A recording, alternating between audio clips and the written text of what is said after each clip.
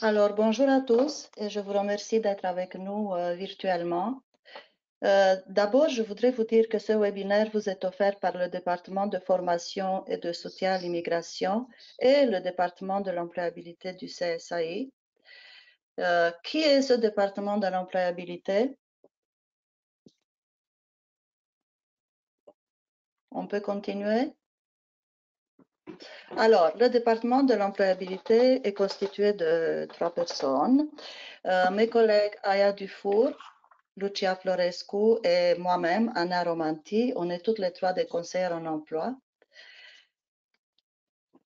J'aimerais aussi vous dire que durant le webinaire, vous allez recevoir 2 questions. Vous allez les voir sur votre écran et j'aimerais bien, s'il vous plaît, que vous répondiez. Ce sera simple, vous aurez juste à cliquer sur oui ou sur non. Donc, merci d'avance. L'objectif de ce webinaire, c'est de voir ensemble comment surmonter la crise de la COVID-19 et on va vous proposer quelques stratégies pour passer à travers cette situation. Qu'est-ce qu'on va vous présenter exactement? C'est les différentes possibilités d'emploi en ce moment. Comment profiter de cette période, comment la mettre à profit malgré le fait qu'on est confiné chez nous. Et on va vous faire, comme je disais tout à l'heure, quelques suggestions pour vous aider à continuer vos démarches malgré tout.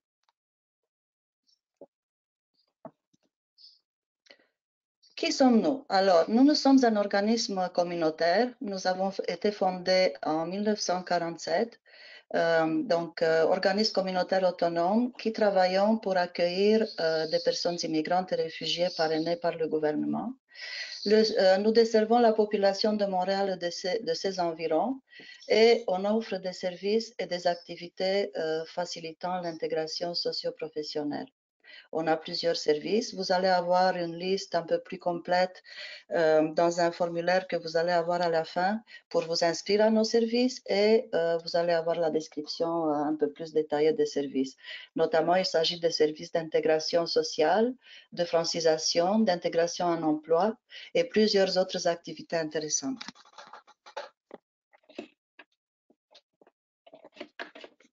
Ah, excusez-moi, je pense qu'on a un petit souci technique, mais je vous reviens avec ça. Je m'excuse, Anna. Hein? Merci beaucoup.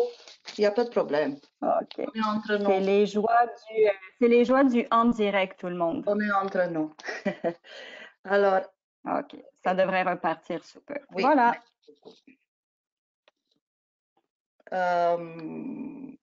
OK.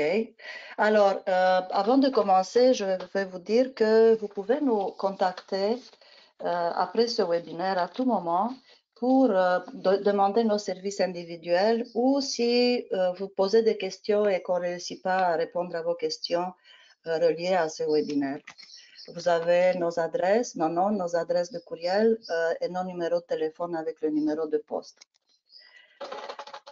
Oui, ça peut continuer? Voilà. OK. Alors, le message principal qu'on veut vous transmettre aujourd'hui, c'est, vous le voyez à gauche, on a aussi une image qui est très suggestive. J'imagine que ce gros buffle veut dire les obstacles qui se dressent devant nous. On sait tous que cette crise de la COVID-19, par son ampleur, sa soudaineté, a créé un grand sentiment d'incertitude et a rendu très difficile notre projection dans l'avenir. Elle nous fait en même temps réaliser à quel point on est vulnérable et à quel point maintenant, plus que jamais, il faut qu'on soit adaptable. Il faut qu'on compose avec ce qui se passe et qu'on n'arrête pas notre avancement. La crise actuelle, en fait, vous savez qu'au niveau de l'emploi, il y a eu beaucoup de travailleurs qui ont perdu leurs emplois temporairement ou pour une période longue, indéfinie. Il y en a beaucoup aussi qui avaient parcouru toutes les étapes de sélection pour un emploi et qui ont vu leur embauche reportée à une date ultérieure. Mais en même temps, la crise actuelle a créé aussi des besoins de main-d'œuvre, notamment dans le secteur des services essentiels. Le recrutement stratégique continue. C'est quoi le recrutement stratégique? Chaque compagnie pense à ses besoins à moyen terme, à court et à moyen terme en main-d'œuvre, en toutes sortes de ressources pour continuer à avancer. Donc, ce type de recrutement continue, même si ce n'est pas pour des emplois qui commencent tout de suite. S'il y a gel temporaire d'embauche, les entreprises continuent à identifier des candidats qualifiés. On parle de candidature spontanée, j'espère que vous savez c'est quoi. Donc, il faut continuer à identifier les entreprises qui vous intéressent et à continuer à postuler parce qu'au moment du déconfinement, qui commence, comme on a vu, par étapes, les entreprises vont commencer à contacter des personnes qu'ils ont dans leur banque de candidature. Enfin, ne vous découragez pas si vous recevez moins de réponses positives qu'en période normale. Tout est sur la glace maintenant ou presque. Et si nécessaire, cherchez un emploi de survie. Il y a des personnes qui ont besoin d'argent et qui veulent tout simplement s'occuper et qui cherchent un emploi de survie. Dans ce contexte, il y a des personnes qui cherchent activement un emploi. Il y a des personnes qui attendent d'être rappelées à leur emploi, notamment les personnes dont je parlais tout à l'heure, qui ont perdu temporairement leur emploi et qui, à un moment donné, vont être rappelées. Et il y a les personnes qui ont suspendu temporairement leur démarche de recherche d'emploi jusqu'à la fin du confinement. Ce webinaire s'adresse en fin de compte à toutes ces personnes. Pour les emplois, pour les personnes qui cherchent de l'emploi, quels sont les secteurs qui recrutent actuellement? Donc, c'est les services de santé et les services essentiels. C'est quoi ces services? Donc, dans le domaine de la santé, vous savez, il n'y a pas seulement les professionnels de la santé comme les médecins, les infirmières auxiliaires, préposés aux bénéficiaires, mais il y a aussi d'autres emplois comme préposés à l'accueil ou des préposés au nettoyage et à la désinfection des établissements de santé. Les autres services essentiels, c'est tout ce qui touche les services alimentaires comme les épiceries, les centres de distribution, pharmacies, entrepôts, compagnies de production et livraison des produits alimentaires et autres. Ensuite, il y a des emplois qui peuvent se faire à distance, comme les emplois reliés à la technologie de l'information. Vous avez quelques exemples en bas. Les manœuvres agricoles, donc tout ce qui touche l'ensemencement, le désherbement, la récolte, l'emballage des produits agricoles, principalement des fruits et des légumes, et les services de télécommunication et les services en ligne, par exemple les services de vente en ligne.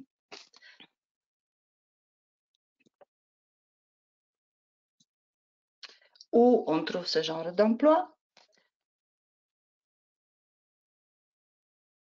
On vous a préparé ici quelques sites sources d'emploi. Après ce webinaire, vous allez recevoir un document avec ces sites pour que vous puissiez vraiment les avoir sous la main.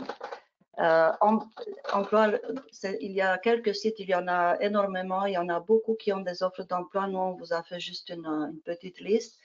Mais n'empêche que vous pouvez trouver beaucoup d'emplois sur ces liens, comme des emplois reliés à la crise actuelle, emploiessentiel.ca, jecontribue.com. Ça, on a beaucoup parlé de ce site dernièrement parce que c'était principalement axé sur le recrutement dans le domaine de la santé. Codebleu.ca, qui est une agence de placement dans le domaine de la santé. Emploi Montréal en alimentation, commerce-de-détail.org. Pour tous les types d'emplois, on peut voir le site de Placement Emploi Québec. Vous pouvez accéder à des offres d'emploi même si vous n'avez pas de profil. Donc, vous n'avez qu'à aller à la rubrique Consulter les offres d'emploi. Ensuite, vous pouvez voir les sites des entreprises. Oui, donc ce que je vous disais tout à l'heure pour le site d'Emploi Québec, vous n'avez pas besoin obligatoirement de vous inscrire. Vous voyez la rubrique inscription et plus bas, c'est la rubrique consultation. Vous avez juste à cliquer sur les offres d'emploi québécoises. En fait, c'est un moteur de recherche très facile à utiliser. Vous cherchez les offres d'emploi, vous pouvez chercher toutes les offres ou selon, vous avez plusieurs critères.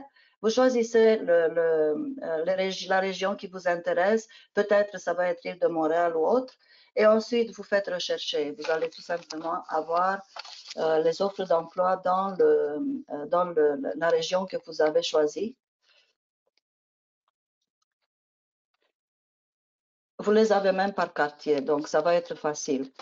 Ensuite, vous pouvez trouver les entreprises, les listes des entreprises sur le site d'Emploi Québec aussi. Ça, c'est principalement pour les candidatures spontanées dont on parlait tout à l'heure. Vous pouvez cibler vos entreprises. C'est un moteur de recherche aussi. Vous avez plusieurs critères selon lesquels vous ciblez vos entreprises. Et enfin, vous avez un répertoire des agences de placement par domaine d'activité.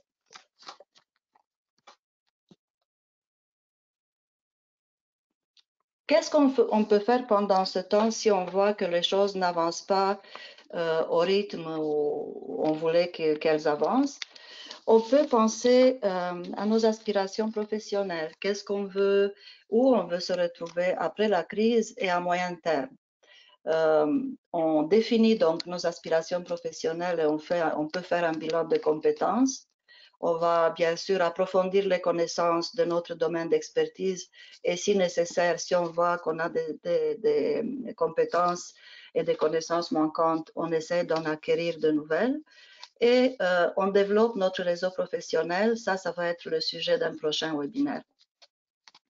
Donc, qu'est-ce que ça veut dire? Ça veut dire vous approfondissez, vous élargissez vos connaissances de vous-même, professionnellement bien sûr, et un petit peu personnel, pardon, et du domaine dans lequel vous voulez travailler. C'est quoi un bilan de compétences? Un bilan de compétences est une démarche personnelle qui vise à faire un inventaire et une évaluation de compétences personnelles et professionnelles que vous avez, tout ça relié à votre domaine d'activité. C'est très important de faire son bilan de compétences parce que on va découvrir en pensant, en se plongeant dans notre passé professionnel, on va découvrir qu'il y a des compétences qu'on a et auxquelles on ne pensait même pas et qui peuvent nous être utiles pour un emploi ici, qui peuvent être transférés. Donc, le bilan de compétences donne un sens à l'expérience accumulée, permet d'évaluer le chemin parcouru jusqu'à maintenant, améliore la confiance en nous-mêmes parce qu'elle nous permet de distinguer nos forces et nos atouts et aide à mieux nous présenter auprès des futurs recruteurs. C'est certain que si on réussit à se rendre compte de de ce qu'on a comme aptitude et comme compétences et comme connaissances, en faisant une liste, on va les apprendre et puis ça va être plus facile pour nous de nous vendre auprès d'un employeur, que ce soit par l'intermédiaire d'une lettre de présentation, d'un CV ou par notre présentation en entrevue.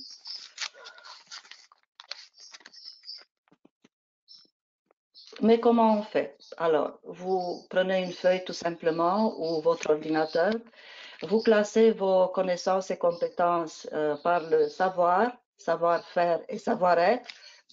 Le savoir, c'est vos études, vos diplômes, tout ce que vous avez fait comme études.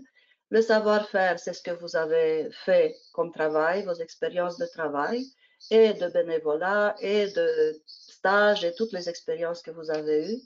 Et votre savoir-être, c'est les attitudes et les comportements que vous pouvez avoir.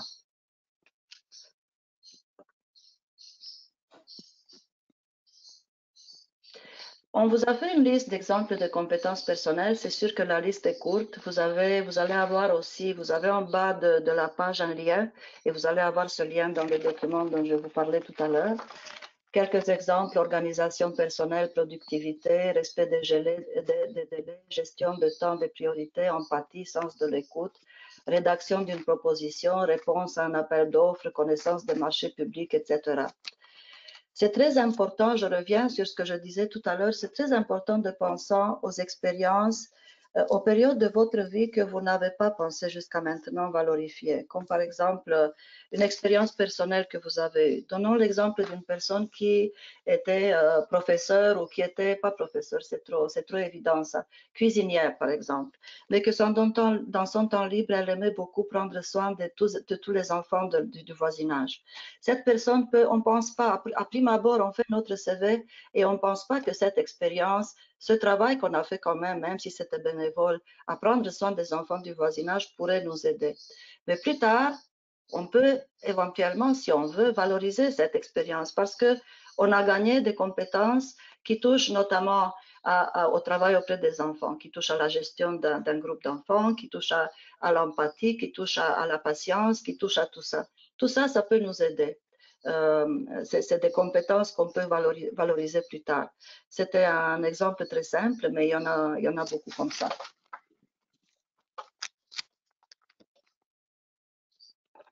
Merci beaucoup, Anna. Est-ce que tu voulais Alors, rajouter autre chose pour cette première partie? non, pour l'instant, c'est parfait. Maintenant, c'est Lucia qui va commencer à vous parler.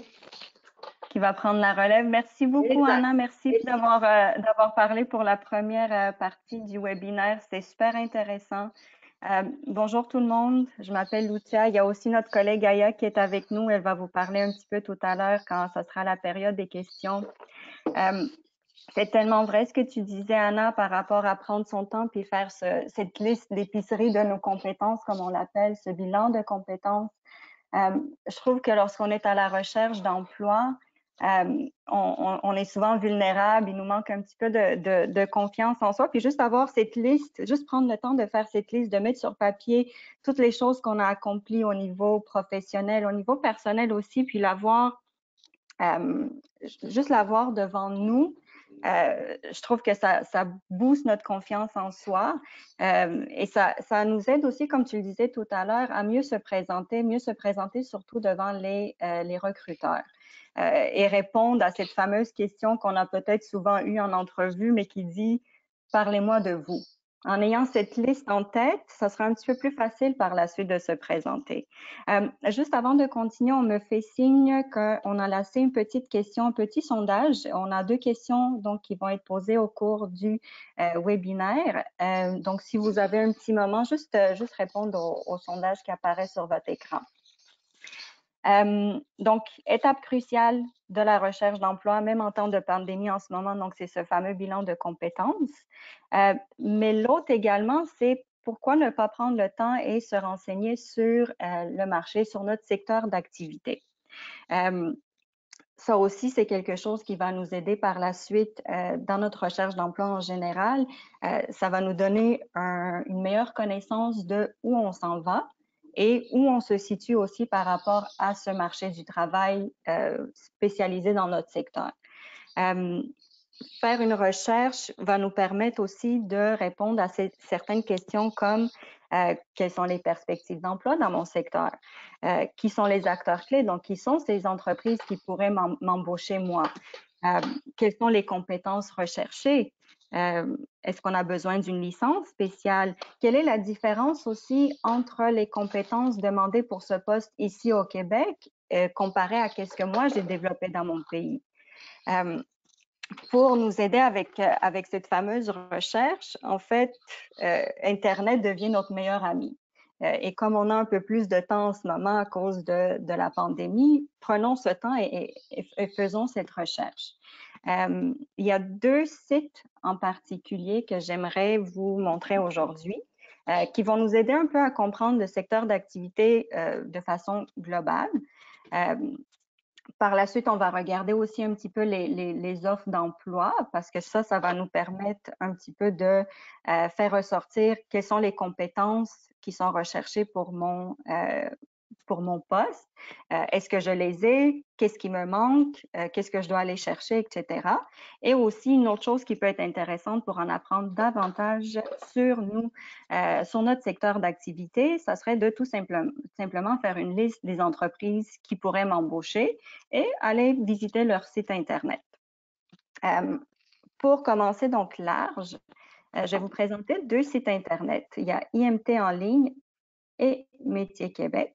IMT en ligne, vous allez avoir en français, en anglais. Métier Québec, vous allez voir, c'est malheureusement juste en français, mais c'est un site que j'adore et souvent, nous, en tant que conseillères en emploi, on les utilise beaucoup parce que souvent, on ne connaît pas tous vos domaines d'expertise. Donc, même nous, pour pouvoir mieux vous aider, quand on va faire notre travail avec vous, on va commencer par consulter ces sites pour mieux apprendre sur votre secteur d'activité.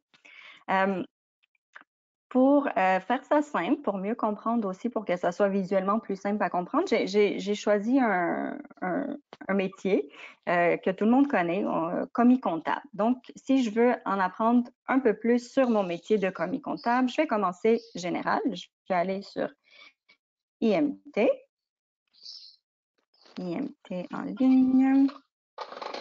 Donc, information sur le marché du travail. C'est un site Internet qui a été mis en place par Emploi Québec. Je vais dans Explorer un métier ou une profession. Ici, dans la barre de recherche, on va marquer commis comptable. Vous pouvez aussi vous amuser, en fait, par exemple, disons que vous n'êtes pas certain que vous voulez faire le même métier que vous aviez dans votre pays, vous étiez commis comptable, là, vous voulez carrément changer, vous voulez devenir couturière, par exemple. Mais vous pouvez vous amuser dans ces cas-là aussi, aller faire des recherches sur votre secteur d'activité, voir est-ce qu'il y a de l'emploi dans ce milieu-là, quel est le salaire, etc. Donc, si je retourne à mon commis comptable, j'appuie ici sur le premier et vous avez une vue d'ensemble de la profession. Vous avez ici les perspectives d'emploi, elles sont bonnes. Vous avez ici le salaire. Ça, c'est vraiment très intéressant comme information. De un, ça vous permet de vous situer, savoir à peu près combien vous allez gagner pour ce métier-là au Québec. Et aussi, ça va vous aider aussi, encore une fois, à répondre à une très populaire question d'entrevue qui est quelles sont vos attentes salariales? On voit que, par exemple, pour commis comptable, vous commencez à un minimum de 14 à peu près et selon l'expérience, selon l'entreprise où vous allez travailler, ça peut aller jusqu'à peu près 30 de l'heure. Plus bas ici, vous avez une explication sur la nature du travail, quelles sont les fonctions principales pour un commis comptable, qu'est-ce que ça fait dans la vie exactement. Et ça peut nous aider aussi pour lorsqu'on veut rédiger notre CV. Ça nous donne des idées de quelles tâches, comment on peut les écrire. Quelles sont les conditions d'accès à la profession? Est-ce que j'ai besoin d'une licence particulière pour accéder au poste de commis comptable? On sait certains métiers vont demander à ce qu'on fasse partie d'un ordre. Cela va être indiqué ici. Vous avez, complètement à gauche, vous pouvez vous amuser à aller sur les autres fonctionnalités du site. Une qui est quand même intéressante, vous avez les programmes de formation liés. Donc, j'ai besoin de quelles études pour pouvoir devenir commis comptable. Mais il y en a une dernière que je voulais attirer votre attention sur, c'est dans le sommaire, consulter toutes les appellations d'emploi. Tantôt, avec Anna, on est allé justement sur placement en ligne, ici, pour chercher des emplois sur Montréal et on doit souvent indiquer les mots-clés, par exemple, commis comptable. Souvent, le même métier, on peut avoir d'autres dénominations. Et ça peut nous inspirer.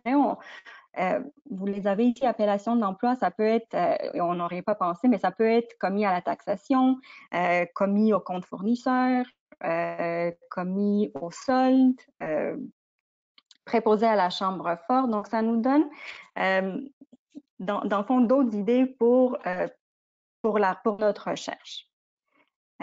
On va garder le même exemple de commis comptable. Puis, je vais juste vous montrer vite parce que le temps file. Et puis, je voulais quand même garder une bonne section de ce webinaire pour répondre à vos questions.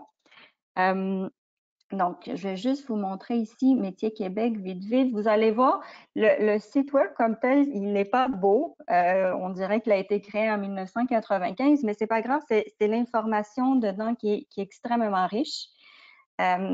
Vous avez de l'information sur tous les métiers qui existent au Québec. Si on va ici dans Index alphabétique des métiers, on cherche dans la liste d'essais pour commis comptable et on vient ouvrir notre page qui était déjà ouverte ici. Donc, un petit peu comme INT, mais encore, je dirais plus en détail, vous avez des informations sur quelle est la tâche et quelles sont les responsabilités d'un commis comptable. Quelles sont les qualités et aptitudes nécessaires? Tout à l'heure, on parlait d'attitudes personnelles qu'on aurait développées dans notre milieu professionnel et personnel.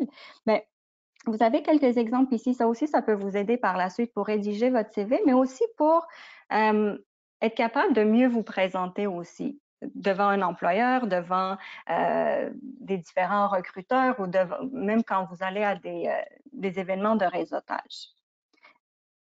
Je n'irai pas beaucoup en détail. Je vais vous laisser regarder par vous-même et je vous encourage fortement, fortement, fortement, avant même de commencer à faire des applications, de commencer avec une petite recherche, même pas une petite, je dirais même une grande recherche sur votre secteur d'activité. Une autre façon aussi d'avoir de l'information pertinente sur notre domaine, sur notre secteur d'activité, sur le poste pour lequel on veut appliquer, il y a toujours les sites d'offres d'emploi. Consultez les offres d'emploi. Quand je dis consulter, je dis regardez-en plusieurs, 10, 15, 20, etc. Et prenez des notes. Vous allez voir, ça va vous donner des grands indices sur quelles sont les compétences prisées pour ce poste ici. Est-ce que je les ai? Est-ce qu'il m'en manque? S'il m'en manque, quelles sont-elles? Et vous les notez. Ça va nous être utile par la suite. Il y a bien sûr, quand je dis consulter les offres d'emploi, donc on a vu avec Anna un petit peu le site d'Emploi Québec. Vous avez aussi, tout le monde doit connaître Indeed, Jobilico, etc. Mais je vais laisser un petit peu de côté les sites généralisés. Je vais vous montrer aussi des sites de recherche d'emploi spécifiques par secteur d'activité. Ne vous inquiétez pas, tous les sites que nous sommes en train de voir aujourd'hui, ils vont vous être envoyés à la fin du webinaire. Donc, vous allez avoir accès à tout cela. Il y a ce site Internet qui a été mis en place, encore une fois, par Emploi Québec. C'est un répertoire des sites Internet utiles pour votre recherche d'emploi. Et nous avons ici, entre autres, tous les sites spécialisés par secteur. Donc, tous les secteurs d'activité. Vous avez ici aérospatial, vous avez agriculture, vous avez finance, vous avez chimie, etc. Vous allez trouver des sites de recherche d'emploi spécifiques à votre domaine. Si tantôt parler de commis comptable, je vais garder le même exemple. Vous avez ici dans Affaires, administration et finances des sites de recherche d'emploi spécialisés pour le milieu des affaires, administration et finances. Si je clique par exemple emploi en comptabilité, ça m'amène vers un site Internet où je peux trouver tous les emplois qui sont offerts ou presque tous les emplois offerts en ce moment en comptabilité. Vous voyez ici, vous avez 430 offres. Ce qui est intéressant aussi sur ces sites spécialisés de recherche d'emploi, c'est que souvent, vous allez avoir différentes activités qui vont être proposées pour votre secteur d'activité, différents événements.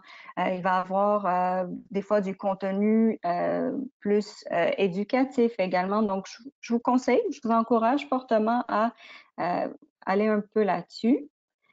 Et la dernière façon aussi de se renseigner sur votre secteur d'expertise, c'est tout simplement de faire une liste des entreprises qui embauchent des gens comme vous et d'aller consulter leur site Internet. Familiarisez-vous un peu avec la structure de l'entreprise, avec les différents projets qu'ils ont en place en ce moment, les différentes ouvertures de postes, quel type de personnalité est-ce qu'ils recherchent. Plus vous en savez sur vous-même, plus vous en savez sur votre secteur d'activité et plus vous allez être confiant pour votre recherche d'emploi et pour aller à l'avant des recruteurs et passer des entrevues. Pour ce qui est, en fait, si je garde le même exemple de commis comptable, c'est sûr que des comptables, on en a besoin dans toutes les entreprises. Donc, pas besoin nécessairement d'avoir un répertoire des entreprises qui embauchent des commis comptables, mais pour tous les autres secteurs, ça peut être intéressant juste avec une petite recherche, soit sur Google, soit sur, par exemple, sur Page Jaune, ou vous allez aussi dans le même site Internet que je vous ai mis ici. Vous avez répertoire d'entreprises. Donc, ça aussi, c'est des sites Internet où est-ce que vous pourrez aller chercher une liste d'entreprises par secteur d'activité. On va continuer. Donc, comme je disais tout à l'heure, pour les gens qui ne sont pas encore prêts pour postuler et travailler dès demain, prenez ce temps et faites cette recherche proposée sur le secteur d'activité, mais aussi sur soi. Elle permet, comme on disait tout à l'heure, de donner un petit boost à votre confiance en soi, mais elle permet également d'identifier quelles sont mes forces, mais aussi quelles sont mes lacunes. Si après avoir, par exemple, visionner 10, 15, 20 offres d'emploi différentes pour le même poste, si on constate qu'à chaque fois, ils demandent de maîtriser un certain logiciel ou ils demandent le bilinguisme et que je ne possède pas encore ces compétences, pourquoi ne pas prendre le temps en ce moment et développer ces compétences? Je sais présentement, les écoles sont fermées. Elles vont rouvrir en septembre. Probablement, beaucoup beaucoup de cours vont être donnés en ligne. Mais vous avez des outils aussi qui existent dès ce moment, des outils virtuels, un peu comme des webinaires, un peu comme nous on fait, mais qui vont pouvoir vous donner ces compétences que vous avez remarquées ou vous avez constaté qu'il manquait peut-être. Encore une fois, parce que le temps file et qu'on aimerait ça se concentrer sur répondre à vos questions. Je ne vais pas aller en détail sur tous les sites Internet qu'on a mis ici. C'est juste pour que vous sachiez que des outils existent. Vous avez l'Institut de formation professionnelle qui donne des cours à distance. Vous avez l'Université TÉLUQ. Vous avez des webinaires gratuits dans plusieurs domaines qui sont offerts par Qualité Temps. Encore une fois, tous ces liens vont vous être envoyés par la suite à la fin de ce webinaire dans votre courriel. Donc, ça aussi, je vous encourage et vous invite à les regarder un par un. Vous avez LinkedIn aussi qui donne des cours de développement professionnel gratuits si vous vous abonnez pour l'espèce de 1 mois gratuit premium. Udemy, ils ont une grande sélection de cours dans plusieurs domaines. Donc ça aussi, je vous encourage à y participer. Pour certains d'entre vous, ça va être une question de langue, ça va être le français ou l'anglais où on va nous manquer un petit peu de pratique. Donc, ça aussi, on vous a mis en ligne une panoplie d'outils intéressants, donc pour le français, pour l'anglais. Et également, pour vous, c'est important aussi, puis ne vous sentez pas coupable de prendre le temps juste pour vous.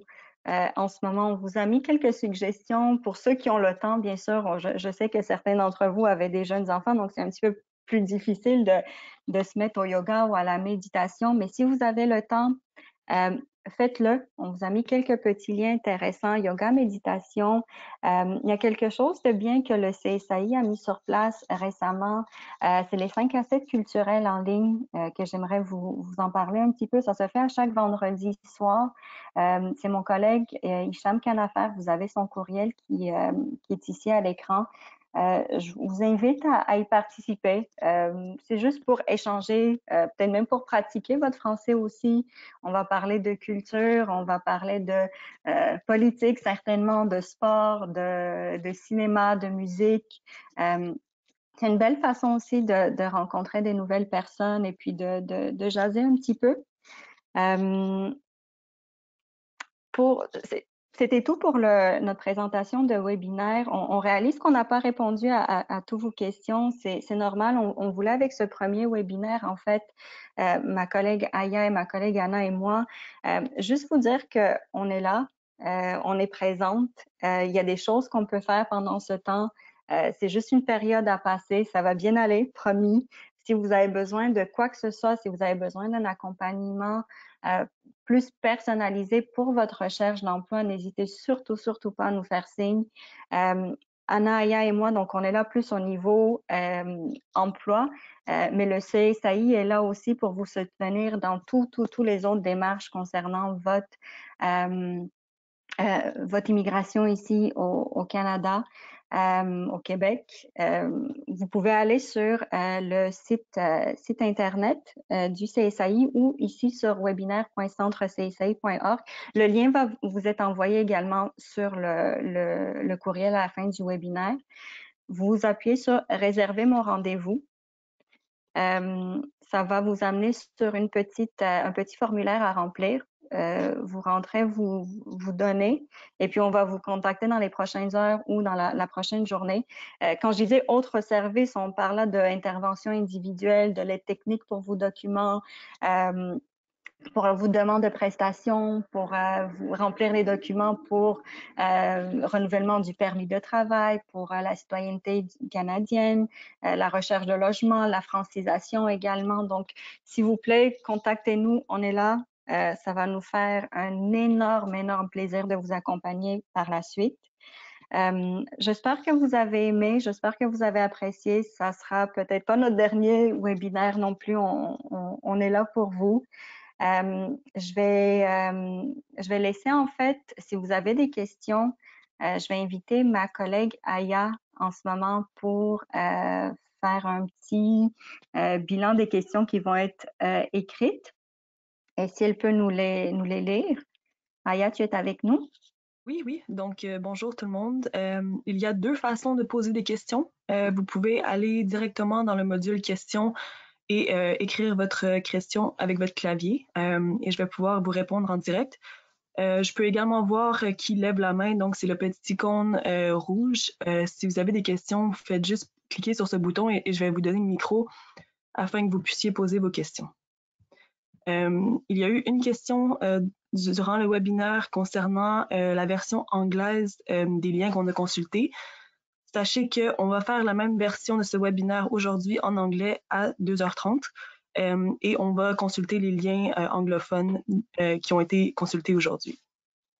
Si vous me permettez, je vais juste dire un mot. Déjà, dans le webinaire... Bonjour.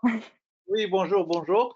Vous voyez la liste des sites web qui sont en version PDF. Vous pouvez les télécharger dès maintenant dans le webinaire. Alors, si jamais vous êtes intéressé, faites-le. Merci beaucoup, Armin. C'est vrai. La liste, le document est déjà là aussi. Ne vous gênez pas, hein, si vous avez des questions, c'est le moment.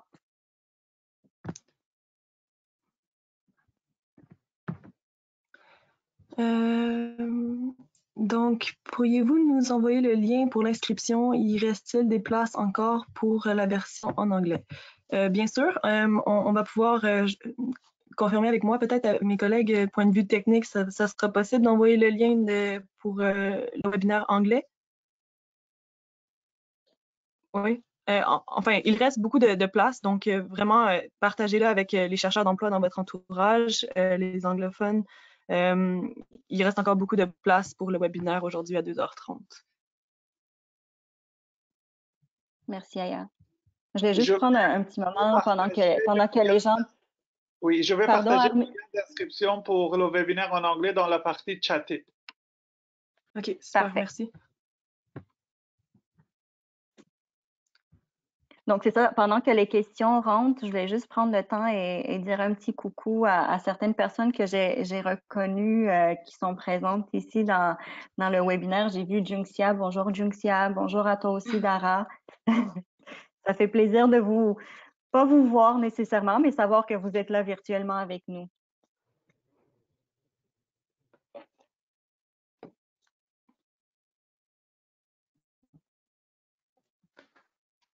Bon, alors, si vous n'avez pas de questions immédiatement, on avait mis plutôt à l'écran nos adresses courriel. Vous pouvez nous écrire à tout moment, ça va nous faire plaisir de répondre. Aujourd'hui, vraiment, le contenu qu'on a couvert était un peu général. L'idée était vraiment juste de donner des pistes et des idées de stratégie, mais bien certainement, il va y avoir des stratégies qui vont être plus spécifiques à vos profils respectifs. Donc, si jamais vous avez des questions par rapport à où vous devriez regarder pour vos besoins professionnels spécifiques, ça va nous faire plaisir de vous diriger vers les endroits appropriés. Merci Aya. Je vois, je ne sais pas si de ton côté aussi, tu vois, il y a une petite question qui nous demande, pouvons-nous avoir le contenu de ce webinaire par courriel, s'il vous plaît? Comme j'avais mentionné durant le webinaire, tous les liens Internet avec une petite explication en dessous de qu'est-ce qu'ils sont vont vous être envoyés à la fin du webinaire. Donc, ne vous inquiétez pas, vous allez avoir l'information et encore une fois, on est là si jamais on n'a pas répondu à tout. Il y a une question pour les demandeurs d'asile qui ne peuvent pas faire des études et des petites formations. Quels sont vos conseils pour eux, surtout s'ils parlent juste anglais? Ouais, donc je vais répondre les filles si ça vous va. Oui.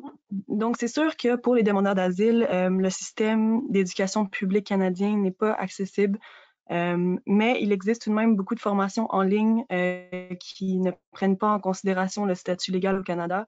Je pense par exemple juste LinkedIn qui offre un mois gratuit premium dans la version essai. C'est toujours possible de se créer un profil LinkedIn et d'avoir le premier mois premium gratuit. Et ça donne accès à beaucoup de cours de très bonne qualité dans la technologie, communication, créativité et tout ce qui serait plus codage, programmage, dessin assisté par ordinateur. Donc, il va y avoir différentes options à ce niveau-là. Il y a également une université en ligne qui s'appelle Udemy. C'est pas vraiment une université, mais c'est plus un catalogue de cours aux plus de 100 000 vidéos dans différents domaines, à prix quand même assez modique et abordable. Donc, ça dépend du domaine d'intérêt, mais il y a toujours moyen d'avoir une amélioration continue et professionnelle en ligne, peu importe le statut légal au Canada. Merci, Aya. Je vois aussi qu'il y a une autre. Je voudrais demander un webinaire au même sujet en farsi. En fait, le webinaire en employabilité, ça va être en anglais ou en français, les langues que vous allez sûrement avoir besoin pour travailler au Canada. Alors, Aya, je voulais juste te demander de dire quelques mots en anglais par rapport à la formation de cet après-midi pour les gens qui sont intéressés. Right. So for the Anglophones among us, I wanted to mention, again, we'll be having an English version of this webinar today at 2:30. We'll be going in depth into everything we looked at today, and we'll also be consulting the English versions of the websites that we looked at today. Merci, Aya. Puis je voulais aussi juste lire une petite, c'est pas une question, c'était plus un petit commentaire. On a bonjour et merci pour cette présentation. Merci particulièrement pour l'accompagnement que vous nous donnez. Ça fait un énorme plaisir. Merci à vous d'assister, de nous appeler en cas de questions. Donc, c'est réciproque, le merci.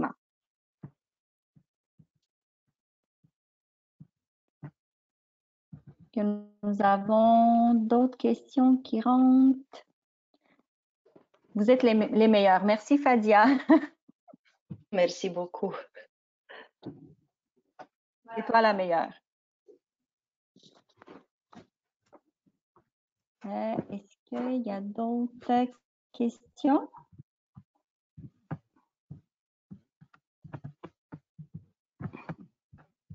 Il y a une demande de rendez-vous d'une personne pour son CV en français.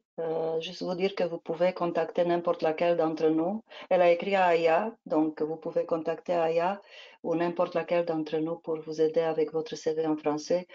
Ça va nous faire plaisir.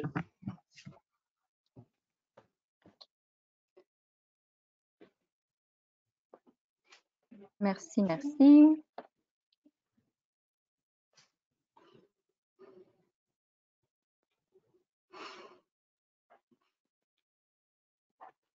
Anna, je vais te lire la question suivante et si c'est possible, Oui, si c'est c'est correct avec toi, je vais. Ouais. Donc, bonjour, je suis résident permanent ici à Montréal depuis 5 mois. Je suis en chômage temporaire. Je ne travaille pas dans mon domaine et je vais faire une formation financée par Emploi Québec. Qu'est-ce que vous me conseillez, sachant que je ne peux pas rester dans l'emploi actuel et j'aimerais bien travailler dans ma spécialité? Bien, si vous considérez que dans votre spécialité, vous avez des besoins au niveau de la formation, parce que ça se peut que vous n'ayez pas besoin, ça se peut que vous ayez toutes les connaissances et compétences dont vous avez besoin. Donc, faites votre bilan de connaissances et de compétences. Si à la fin, vous considérez toujours que vous avez besoin d'une formation, il faut attendre le déconfinement, prendre rendez-vous avec votre agent d'Emploi Québec et prouver que vous avez vraiment besoin de cette formation pour avoir un emploi. Si vous voulez des informations un peu plus spécifiques reliées à votre domaine, vous nous contactez, s'il vous plaît, ça va nous faire plaisir de vous répondre. Merci, Anna. J'ai une autre question qui est rentrée. Est-ce que pour le demandeur d'asile qui ne maîtrise pas ou pas bien tous les outils électroniques pour la recherche d'emploi, est-ce qu'ils peuvent compter sur nous pour les aider à la recherche? On peut vous aider. Donc, contactez-nous par courriel. On va regarder ensemble comment on peut avancer les choses. Il y a une autre question. Je ne sais pas comment ça fonctionne pour le centre d'appel en ce moment spécial. Le centre d'appel, il y a plusieurs centres d'appel qui fonctionnent à distance. Donc, si vous posez votre candidature et que vous êtes retenu, probablement ils vont vous faire une formation. J'ai eu récemment à parler avec un responsable du recrutement dans un centre d'appel. Il disait qu'ils attendaient de former des groupes pour pouvoir faire la formation à distance. C'est sûr que ça prend un peu plus de temps qu'en temps normal, mais ça va quand même marcher. Il y a aussi les banques qui ont des centres d'appel. Eux, ils recrutent déjà. Donc, posez votre candidature. Par contre, il faut que vous soyez bilingue et que vous ayez un peu d'expérience au service à la clientèle pour pouvoir avoir une chance d'être recruté. Merci Anna. Je vois aussi qu'on a une question de comment préparer l'entrevue professionnelle. Pour la personne qui a écrit cette question, s'il vous plaît, contactez-nous, soit Anna, Aya et moi par courriel ou par l'entremise du site Internet du CSAI. Étant donné que chaque domaine est spécifique, on va se concentrer plus un à un avec vous pour vous aider justement à préparer l'entrevue professionnelle. Donc, juste nous envoyer un petit message pour la suite. La question de M. Saint-Fleur, des emplois pour des demandeurs d'asile, c'est un peu plus difficile. Des fois, même pour du bénévolat, on requiert que vous soyez résident. Je me demande s'il faut adapter les CV aux besoins du marché et selon les restrictions reliées à notre statut. Écoutez, les emplois pour les demandeurs d'asile sont difficiles parce que vous n'avez pas droit à beaucoup de services. Au niveau de l'accompagnement à la recherche d'emploi. Malheureusement, la situation est celle-là, mais on peut vous aider quand même. Je ne crois pas que vous devriez ajuster votre CV relié à votre statut parce que dans le CV, le statut n'est pas important. Oui, aux demandes du marché, vous devez l'adapter. C'est sûr que mais c'est la même chose pour les employeurs qui cherchent des employés permanents. Dès qu'ils vont voir votre numéro d'assurance sociale qui commence par un 9, c'est un peu plus difficile, c'est vrai. Mais ce n'est pas juste la situation des demandeurs d'asile. C'est aussi les travailleurs temporaires, c'est les étudiants étrangers. Tout le monde qui est temporaire a un numéro d'assurance sociale commençant par 9. Ce qui veut dire que ça ne devrait pas en principe poser un problème tout particulier pour les demandeurs d'asile. Mais on va s'en reparler, Monsieur Jean Saint-Fleur, ne vous en faites pas. Est-ce qu'il y a d'autres questions que j'aurais manquées?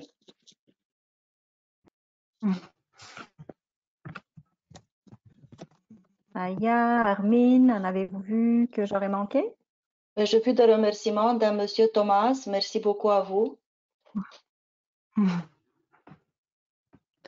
S'il n'y a pas d'autres questions, nous, on voudrait vous remercier d'avoir pris le temps, surtout d'avoir pris le temps par cette belle journée ensoleillée de nous accompagner dans ce webinaire. J'espère que ça vous a plu, que vous allez pu en tirer quelques informations utiles. Encore une fois, on est là. Si on n'a pas répondu à vos questions, ne vous gênez pas pour nous dire un petit coucou. Et pardonnez-moi, il y avait juste une question de Madame Andrea Diaz. Avec quel centre de bénévolat pouvons-nous faire du bénévolat dans notre domaine pour gagner de temps et de connaître en même temps comment ça marche ici? Donc, il y a le Centre d'action bénévole de Montréal qui est centralisé pour toutes les opportunités de bénévolat à Montréal. Donc, vous pouvez contacter par téléphone ou par courriel. Et puis spécifier c'est quel type de travail, quel type de bénévolat qui vous intéresse, quel type de domaine, le niveau d'engagement que vous êtes prêt à consacrer au bénévolat. Et par la suite, il y a un conseiller au Centre d'action bénévole de Montréal qui va vous jumeler avec un organisme ou une compagnie en besoin de bénévolat. Est-ce que je peux poser une question? Bien sûr. Oui, mettons, vous avez un entretien professionnel pour un nouveau emploi, pour un nouvel emploi que vous voulez occuper. Est-ce qu'à un moment donné, pendant cet entretien, cette entrevue, vous avez le droit de poser des questions par rapport aux mesures qui sont entreprises par votre employeur pour répondre à la crise de COVID-19? Mettons, vous avez des craintes par rapport à votre santé, tout ça. Est-ce que ça se fait de poser ce genre de questions? Je vais répondre, les filles, c'est bon? Oui, oui, vas-y. Donc, c'est toujours encouragé de poser des questions à un employeur parce que ça démontre de l'intérêt et de l'engagement. C'est sûr que dans cette situation spécifique, je crois pas qu'il y a une procédure en place si c'est des questions qui devraient être posées ou non. Je crois que ça dépend un peu aussi le niveau d'interaction qu'il y a eu avec l'employeur durant l'entrevue. Mais tout employeur responsable devrait être capable de dire quelles mesures ont été mises en place pour s'assurer que tous les employés ont des conditions de travail sécuritaires. Je ne sais pas si Lucia ou Anna avaient des choses à rajouter à ça. Parce que, oui, les employeurs sont obligés par la loi de créer des conditions de distanciation sociale et tout ça. Vous avez vu que même les entreprises qui commencent à ouvrir sont obligées de respecter cette distanciation. Donc, ce serait illégal de la part d'une entreprise de ne pas assurer des conditions qui protègent la santé des gens. Merci les filles. Est-ce que ça répond à la question? Très bien. OK. Merci Armin pour ta question, c'est très pertinent.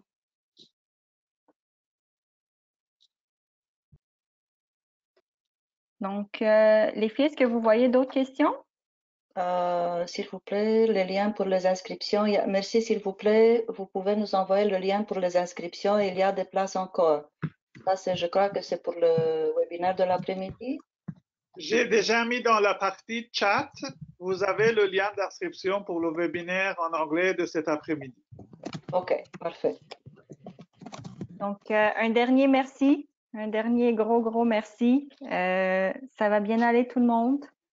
Je vous souhaite une excellente journée, une excellente semaine et d'excellentes recherches. Merci aussi de ma part. Rachida, Anadi, vous nous avez écrit en nous remerciant. On vous remercie nous aussi. Alors tout le monde, merci encore, bonne journée et comme Lucia disait, prenez soin de vous.